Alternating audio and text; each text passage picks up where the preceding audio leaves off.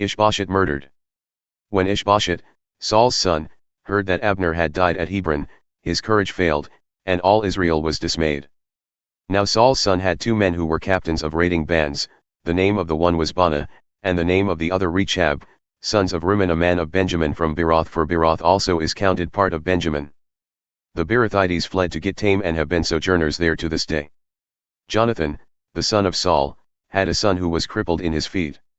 He was 5 years old when the news about Saul and Jonathan came from Jezreel, and his nurse took him up and fled, and as she fled in her haste, he fell and became lame. And his name was Mephibosheth.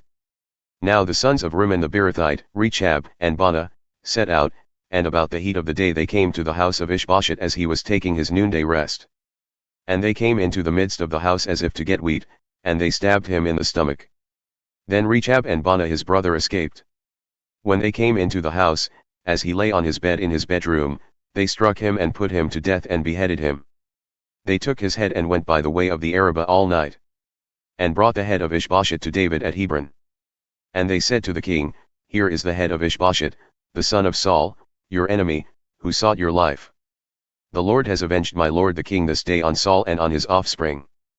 But David answered Rechab and Baanah his brother, the sons of Rimmon the Beerothite, As the Lord lives, who has redeemed my life out of every adversity. When one told me, Behold, Saul is dead, and thought he was bringing good news, I seized him and killed him at Ziklag, which was the reward I gave him for his news. How much more, when wicked men have killed a righteous man in his own house on his bed, shall I not now require his blood at your hand and destroy you from the earth? And David commanded his young men, and they killed them and cut off their hands and feet and hanged them beside the pool at Hebron. But they took the head of Ish-bosheth and buried it in the tomb of Abner at Hebron.